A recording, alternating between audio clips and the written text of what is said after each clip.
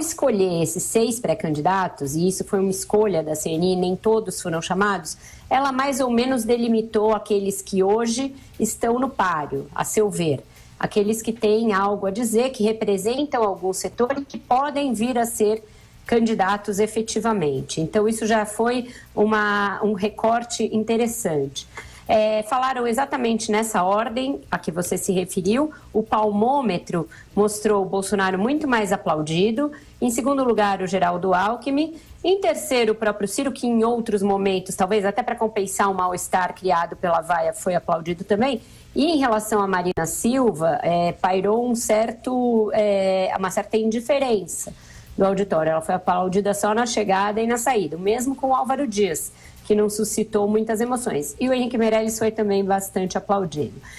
O que ficou muito patente nesse evento, a meu ver, eu acompanhei todas as sabatinas, que tem aí um grupo que se propõe a manter e avançar nas reformas e revendo alguns pontos, no caso da trabalhista, por exemplo, e tem o Ciro, que está propondo algo diferente da tônica geral ali.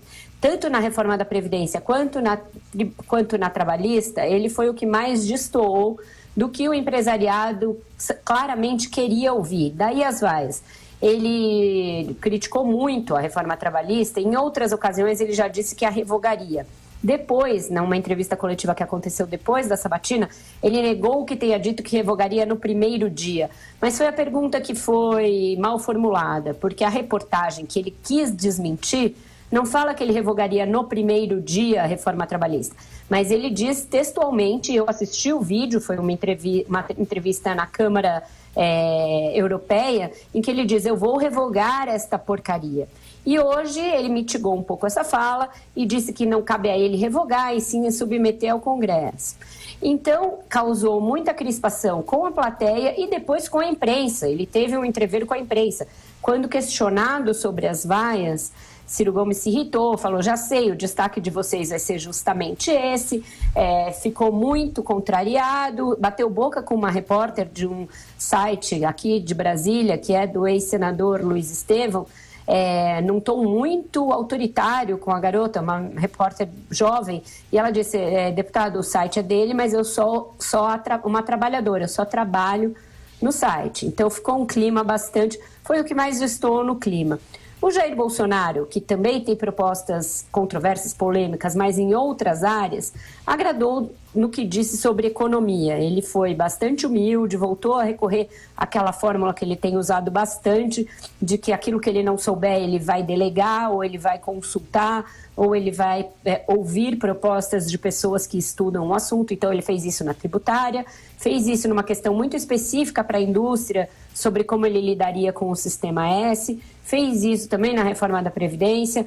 Então, ele foi mais cauteloso nesses temas e deixou para se expressar de uma maneira mais livre naquelas áreas que ele domina. Segurança pública, costumes, a questão da discussão ou não de questões de gênero na educação. Então, nessas áreas, ele foi mais Bolsonaro. Nas outras, ele pisou um pouco no freio e o resultado é que ele foi bem acolhido ali.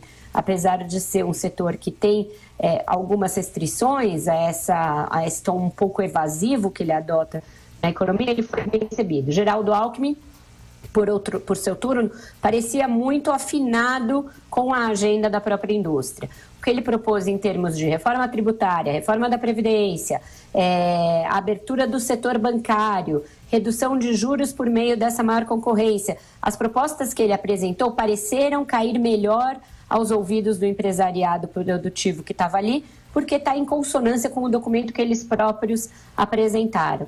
E a Marina, um certo ceticismo pelo caráter um pouco evasivo das respostas dela. Ela usa sempre aquelas frases de efeito, que vai ser um país socialmente justo, economicamente, sei lá, viável, ambientalmente sustentável. Ela já faz muito um jogo de palavras. E ali não era um ambiente exatamente para isso, eles queriam ouvir propostas mais concretas. Em relação à reforma trabalhista, ela foi um passo atrás no que disse o Ciro Gomes e disse que vai rever alguns pontos, sem especificar exatamente quais.